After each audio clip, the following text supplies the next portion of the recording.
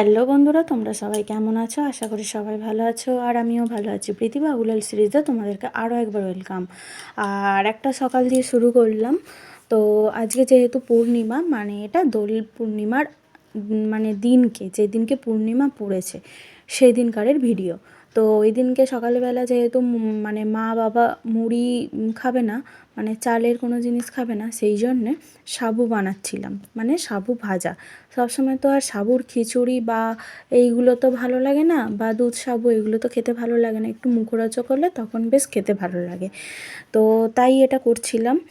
এটা কিছু দিই না, মানে শুধু আলু আর মানে আলুকে সরু সরু করে কেটে নিয়েছিলাম, টমেটো কাঁচা লঙ্কা দিয়ে, আর এটা দিয়েই করেছিলাম। তো খেতে বেশ ভালো হয়েছিল।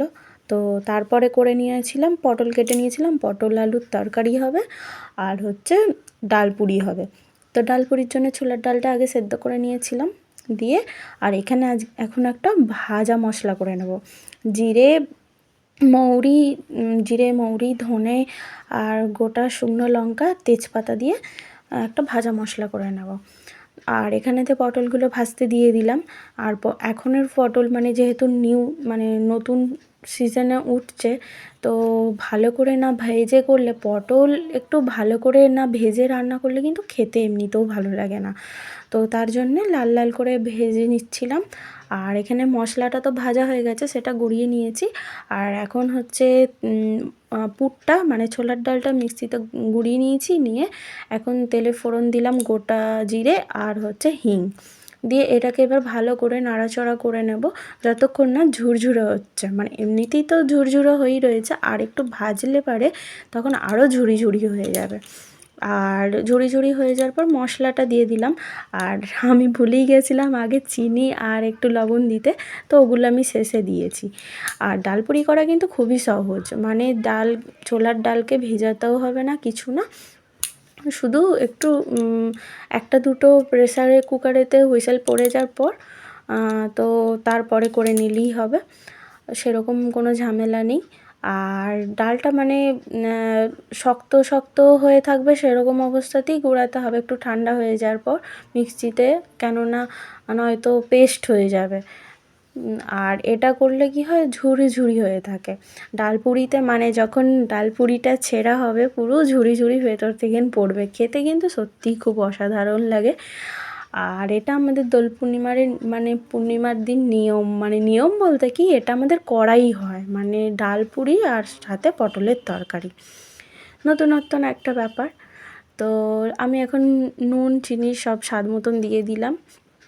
আর এইদিকেতে মা হচ্ছে ময়দা মাখিয়ে লেচি কেটে রেখেছে, তো এগুলোকে পুর দিয়ে এবার বেলে নেওয়া হবে। বেলার জন্য আমি তেল ব্যবহার করিনি, ওটা আমি একটু করে ময়দা দিয়েই বেলে নিই, কেননা আমার তেলে মানে বেলতে গেলেই সব মানে বেরিয়ে যায় আর কি পুরটা, তো সেই জন্যে।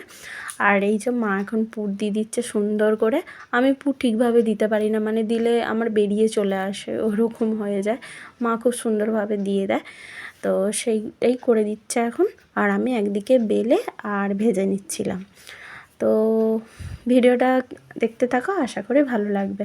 তোমরা বাড়িতে ইজিভাবে এটা করতে পারো, বেশিক্ষণ লাগেও না, সহজভাবে খুব তাড়াতাড়ি একটা কিন্তু চটজলদি রান্না। মানে সবসময় তো লুচি পরোটা খেতে ভালো লাগে না, তাই না? আর এখন তো আর কড়াইশুঁটি মানে সিজন তো চলেই গেছে, সেরকম তো আর পাওয়া যাবে না। তো পাওয়া গেলেও সেরকম আর খেতে লাগে না কড়াইশুঁটিটা। তো এখন কিন্তু ডাল পুরিটা খুব সুন্দর লাগবে খেতে। তোমরা কিন্তু বাড়িতে অবশ্যই ট্রাই করে দেখবে, খুব সহজভাবেই করা যায়। আর এইদিকেতে তাওয়া গরম হয়ে গেছে, এটা কিন্তু তেলে ছাঁকাভাবে ভাজবো না, এটা হচ্ছে পরোটার মতনভাবে তেল ছড়িয়ে ছড়িয়ে ভাজবো। মানে আমি এরকম করেই করছিলাম আর কি, একটু করে মানে বেলছিলাম, আর হচ্ছে একটা একটা করে এইভাবে তেল ছড়িয়ে ছড়িয়ে ভেজে নিলাম। খুব সুন্দর হয়েছিল, নরম আর খুব সুন্দর হয়েছিল খেতে। তোমরা ভিডিওটা দেখতে থাকো ততক্ষণ, আর আমি ততক্ষণ রান্নাটা করতে থাকি।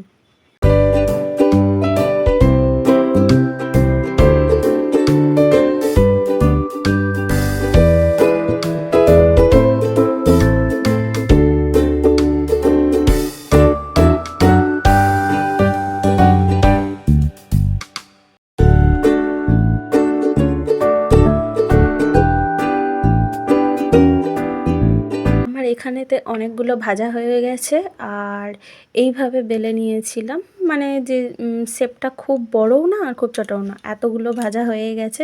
চলো বন্ধুরা, ভিডিওটা কেমন লাগলো অবশ্যই জানিও, আর ভালো লাগলে লাইক শেয়ার কমেন্ট করতে ভুলো না। আজকের মতো টাটা। আর এই হলো আমাদের পটল আলুর তরকারি। কত সুন্দর দেখতে লাগছে, তাই না?